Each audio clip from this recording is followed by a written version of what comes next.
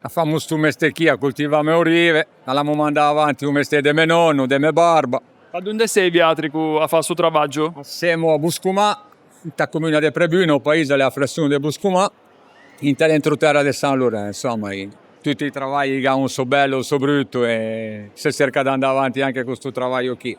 L'orio è buono tutto se fai tu bene. Ogni orio ha una sua particolarità. Uno orio è un orio legato molto dolce, se può avere, fai tu presto, un orio più piccante, più amarognolo. Se ti picchi come la tradizione un po' più avanti, resta sempre con un buon fruttato, ma è abbastanza dolce.